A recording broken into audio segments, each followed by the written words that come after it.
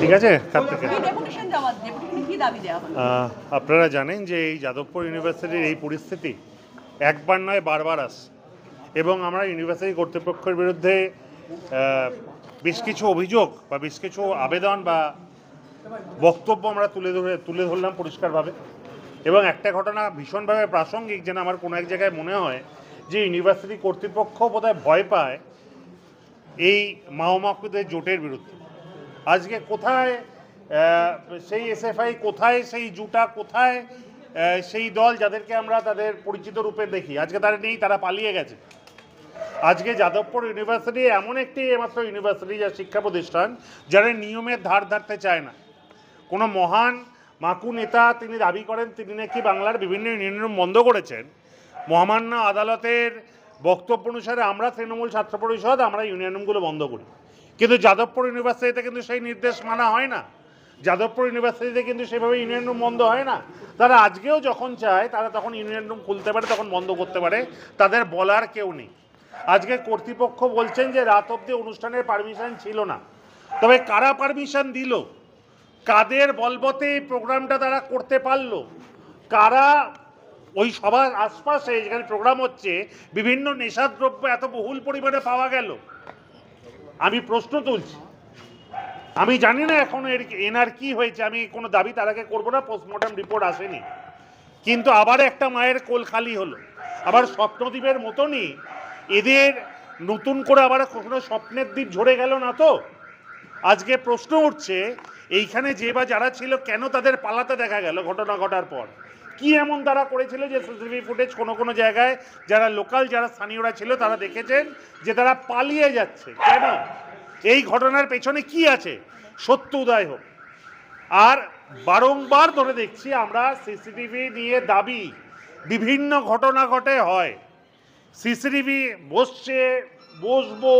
বসাচ্ছি দাবি হয়, কিন্তু কেন ইউনিভার্সিটি কর্তৃপক্ষের নিজেদের সিসিটিভি লাগানোর ক্ষমতা নেই?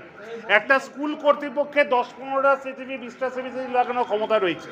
একটা যাদবপুর ইউনিভার্সিটির মতন প্রতিষ্ঠানের সত্যিই কি অর্থকরী অবস্থান নেই যে তারা লাগাতে পারে না নিজেদের প্রয়োজন অনুসারে? আমি নিশ্চিতভাবে আমরা বিশ্বাস করি সরকারের তরফ থেকেও আগামী দিনে আমরা আরও অ্যাক্টিভ স্টেপস দেখব, এবং তারা আগেই বলেছেন তারা তাদের তরফ থেকে করবেন।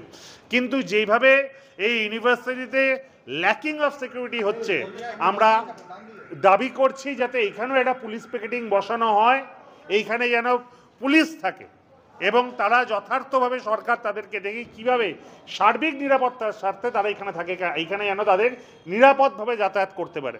আজকে যারা 10-12 পাস করে বেস্ট ছেলেমেয়েরা এখানে পড়তে আসে, বেস্ট ছেলেমেয়ে মানে যারা 10-12 অবধি কোনো রকম বাজে কাজের সঙ্গে যুক্ত নয়, তারা নেশার থেকে দূরে তারা পড়াশোনা করে, তারা খেলাধুলো করে, কিন্তু কোনো খারাপ কাজের সঙ্গে যুক্ত থাকে না। কিন্তু এটা কোন পরিবেশ যাদবপুর ইউনিভার্সিটির ভেতরে আছে যেখানে ছেলেমেয়েরা আসার পর তারা নেশাগ্রস্ত হয়ে পড়ছে? কারা দায়ী এর পেছনে?